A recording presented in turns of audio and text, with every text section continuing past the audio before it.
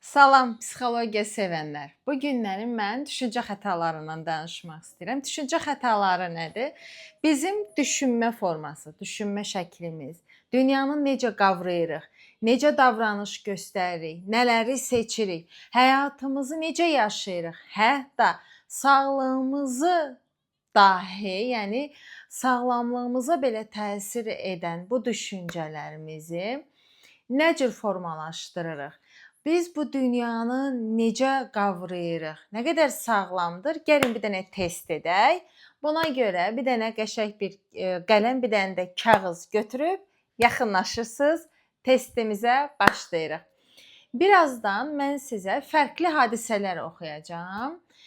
Xahiş edirəm bu hadisələri diqqətlə dinləyin. Bu və ya buna bənzər hadisələr sizin başınıza gəlsə, siz necə nümunədəki kimi düşünərdiniz? Bunu ölçəklərə görə, yəni testlərə görə rəqəmlərlə özünüzə qiymətləndirin.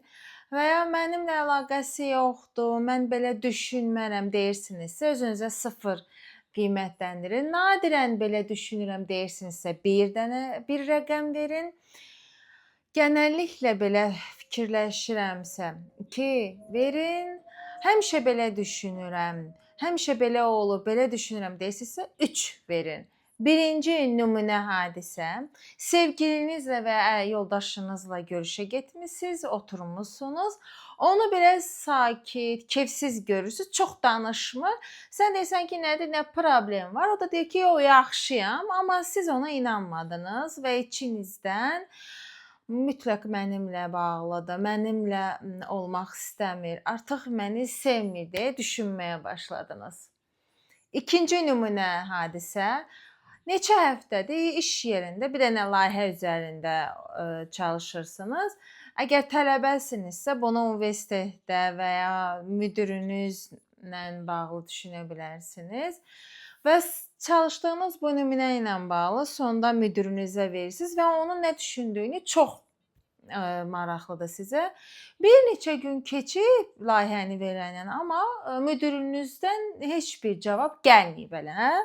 Və sən fikirləşməyə başlayırsan ki, cavab ala bilmədiyinə görə, yəni yəqin ki, bəyənmədi deyə düşünməyə başlayırsınız. Yəqin ki, mənim yetərsiz və ya bacarıqsız olduğumu düşünməyə başladınız. Yəni müdiriniz sizin haqqınızda bacarıqsız olduğunu düşünür. Növbəti bir hadisə, iş yerində siz oturmusunuz, sizin müdiriniz sizin yanınıza gəlir, neytral bir baxış, neytral bir vəziyyətdə sənə deyir ki, yeməkdən sonra səninlə görüşmək istəyirəm, dedi və getdi. Yeməyə də 2 saat var və sən deyirsən ki, yəqin ki, mən bir səhv elədim. Yəqin ki, mən işdən çıxardacaq, işsiz qalacağam. Ay Allah, kreditləri necə ödəyəcəm, kirəni necə verəcəm? Artıq düşünməyə başlayırsan və sıxılmağa başlayırsan. Dördüncü hadisəni danışıram. Sevgilinizlə və ya yoldaşınızla hər şey yolundadır, amma keçən səfərlərdə, keçən həftələrdə sevgilin sənə artıq dostlarınla biraz daha çox görüşmək istədiyini söyləyir. Və sən şübhələnməyə başlayırsan ki, yəqin ki, get-gedə məndən uzaqlaşır, yəqin ki, məndən ayrılacaq, boşanmağı düşünür, başqası var və s. Və ya tələbəsiniz, imtahandan 70 almısınız, buna görə üzülmüsünüz. Əgər 90-ın altından mən 90-ın altında alaramsa, yəqin ki, mən yetərsizəm deyə düşünürsəm. Yəni bir insanı ya sevərəm, ya sevmərəm. Bir insan ya yaxşıdır, ya pisdir. Bunun orta nöqtəsi yoxdur. Mənim kitabımda bu yoxdur deyirsiniz. Sevgilinizin səninlə bağlı danışıqlarını eşidirsən, səninlə bağlı bir şeylər deyir. Desəm, deyir ki, yəni zəki bir qızdır, zəki bir oğlandır. Bəzən tələbkardır, amma problem yoxdur deyir. Amma burada müsbət şeylər də danışsa da, orada arada deyən hər hansı bir şeyi daha çox fokuslanıb, onu daha çox qabardırsınız. Təsəvvür edin ki, orta məktəbdə oxuyursunuz və ya hansı bir yerdə hazırlığa gedirsiniz. Müəlliminizə bir layihə verirsiniz və müəlliminiz sizin üçün bir dənə fikir söyləyir. Deyir ki, sənin fikirlərini çox bəyəndim, düşüncələrin çox yaxşıdır. Amma bir düşüncədən digərinə düşüncədən bir digərinə keçəndə sən bu biz üstündə işlə. Yəni hər şey tərifləyir, amma sən bir dənə səhvini dedi və sən o neqativ düşüncəyə fokuslanırsan və özünü çox yetərsiz hiss edirsən. Və yaxud da ki, çox yaxşı gedən bir münasibətin, sevgi münasibətin birdən-birə bitir və sevgin səni tərk edir və sən düşünməyə başlayırsan ki, bitdi. Artıq mən heç vaxt xoşbəxt olmayacağam. Mənim üçün hər şey bitdi. Mənim daha heç kim sevməyəcək. Və yaxud da ki, siz mağazinə getmisiniz, sizə yəni problemli bir insanla qarşılaşmısınız və düşünürsünüz ki, haranın pis insanı var, haranın axmaq insanı var, mənim qarşıma keçir, mənim elə kaderim belədir, taleyim belədir və s. Və daha çox qaramsar olursunuz. Və yaxud da ki, bir iş yerində layihə təqdim eləmisiniz, amma qrupda hər kəs sizdən asılıdır. Sənin verdiyin layihə qəbul olunmadı və sən başlayırsan ki, hər şey mənim üzümdən oldu, insanlara mən ziyan verdim və s. Və yaxud da ki, sinif yoldaşınız, tələbə yoldaşınız sizi görüb salam vermir və gedir. Deyirsən, görsən mən neynədim? Mən ona qarşı hansı səhv elədim? Və yaxud da ki, həmin insanın gözü görmür və sən bunun gözün görmədiyini bilmirsən. Belə-belə, yəni biz düşüncələri olduğundan fərqli qavrayırıq və biz psixologiyada buna düşüncə xətaları, düşüncə çarpıtmaları deyirik. Yəni əslində elə olmamasına rağmen elə olmuş kimi qavrayırıq və bunun üzərinə duyğu və davranışlarımızı formalaşdırırıq. Bunlar hər sağlam insanda ola bilər. Yəni düşüncə səhvləri, düşüncə xətaları hər sağlam insanda olur. Məndə də, hamıda da yəni ola bilər. Yəni bu olması demək bizim psixoloji problemimizin olması demək deyil. Amma bunların, yəni düşüncə xətalarının şiddəti, sayı artdıqca biz ruhsal sıxıntılar yaşayırıq. Depression, qayğı pozuntuları yüksək dərəcədə artıq onları yaşayırıq və içindən çıxa bilmirik. Yəni az əvvəl saymış olduğum hadisələrin hər biri düşüncə xətalarına nümunədir. İndi hansı maddə, hansı düşüncə xətasına girir, onları danışaq. Birinci və ikinci verdiyim hadisələr zehin oxuma düşüncə xətasına girir. Zehin oxuma nədir? Bəzən biz digər insanların bizim haqqımızda neqativ düşündüyünü düşünürük fərziyyədə. Ancaq o insanlar bunu danışmamış olsalar da davranışlarından, nə bilim, hər hansı bir tavırlarından onların zehinlərini oxuyuruq. Yəni belə buna görə oldu, belə oldu, buna görə oldu və bizim o birinci və ikinci hadisələr zehin oxumaya nümunədir. Əgər birinci və ya ikinci hadisədə özünüzə 0 verdinizsə, problem deyil. 0 və ya 1 verdinizsə, belə düşünə bilərik zaman-zaman. Amma siz bunu 2 və ya 3-ü işarələdinizsə, o zaman bu vəziyyətdə zehin oxuma düşüncə xətası var. Bunu fərqində olun və bundan sonraki nümunədə daha diqqətli olmağa çalışın və özünüzü belə düşünən, görəndə həmişə bu sualı verin. Görəsən belə düşünmək üçün mənim əlimdə yetərli qədər sübut varmı? Belə düşünməyim nə qədər gerçəkçidir, nə qədər obyektivdir, nə qədər realdır, nə qədər sağlamdır. Üçüncü və dördüncü nümunədə düşüncə xəta nümunəmiz fəlakətləşdirmə və ya falçılıq düşüncə xətalarıdır. Bu düşüncə xətalarında başımıza gələn hadisələri sanki bir fəlakətmiş kimi qavrayırıq və bundan sonrakı gələcəyin neqativ olacağını fərz edirik.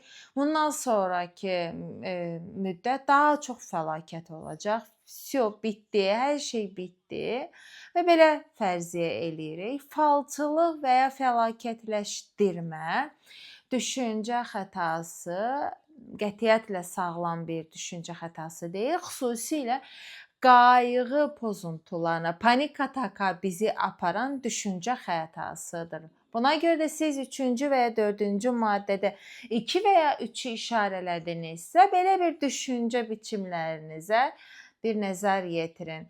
Və yenə gələcəklə bağlı belə bir düşüncə xətaları, düşüncə biçimlərimin sübutu varmı? Yəni deyin.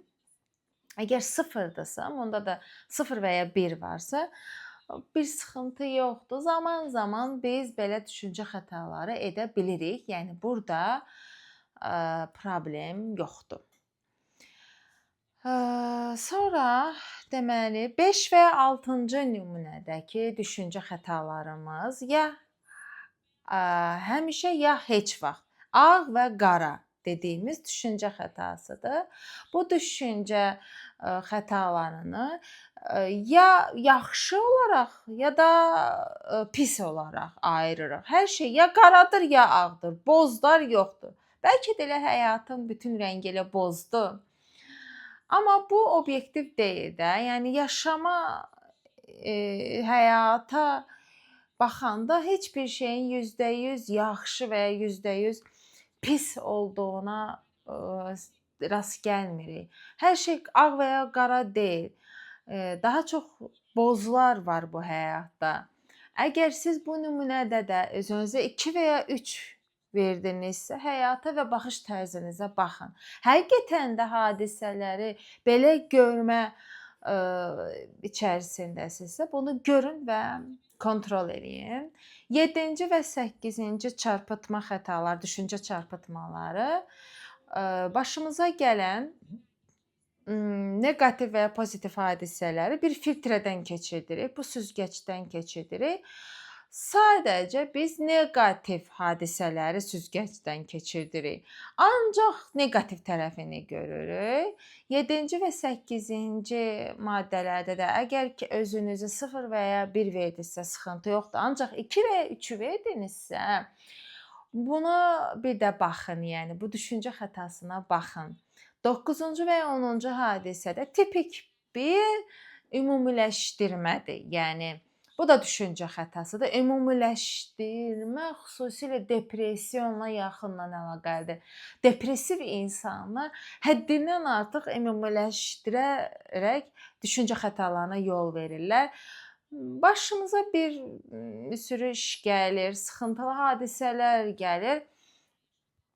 Sıxıntılı hadisələr yaşayanda sanki bunun bir ömür boyu davam edəcəyini və bundan həm qabaq da belə olduğunu və həyatımızın bütün sahələrinə yayırıq və həddindən artıq ümumiləşdiririk. Onsuz da həmişə mənim başıma pis iş gəlir. Başqalarının başına bu iş gəlməz. Həmişə, heç vaxt, əsla kimi ümumiləşdirmək kəlimə qəlibləri düşünürük və bu düşüncə xətaları bizi ruhsal sıxıntılarımızı artırır və depressiyona aparır. Siz də burada 2 və ya 3-ü işarələdinizsə depressiyondasınız deməkdir. Və bu düşüncə xətası sizdə var. 0 və ya 1 hamımızda ola bilər. Əsas odur ki, 2 və ya 3 olmasın. 10 və ya 11-cində bu şəxsiləşdirmə və inciklikdədir. Bəzən insanlar başlarına gələn neqativ hadisələrin səbəbini özlərinlə bağlı əlaqələndirirlər. Əslində o hadisə ilə bağlı əlaqəsi olmasa belə onun səbəbini özündən düşünürlər. Mənim üzümdən oldu.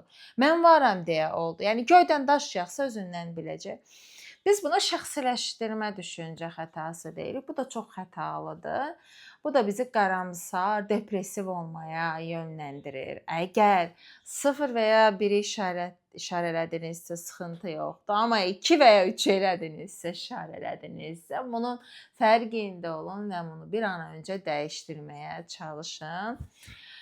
Yaxşı, deyək ki, fərqində olduq Tənnə xanım. Bəs nə edəcəyik? Bir şeyləri dəyişdirməyin ilk mərhələsi fərqində olmaq, ikincisi kontrol eləmək, üçüncüsü isə onun yerinə alternativ davranış qoymaq və dəyişdirməkdir. Fərqində olduqdan sonra bunun arxasınca öz düşüncə sisteminizi kontrol eləmək. Düşüncə xətası mı etdim, etmədimmi? İndi burada hansı düşüncə xətası var? Deyib özünə xatırlatma. Əgər sənə neqativ və qaramsar düşüncələrlə boğuşursansa, bunlar məndə bir vərdiş halına da gələ bilər. Bu vərdişləri dəyişdirmək adına çoxlu texnikalar var, müsbət düşünmə texnikaları var. Bununla bağlı video da çəkəcəm. Kanalımı izləməkdə davam elə və bu texnikaları ardıcıl çəkməyə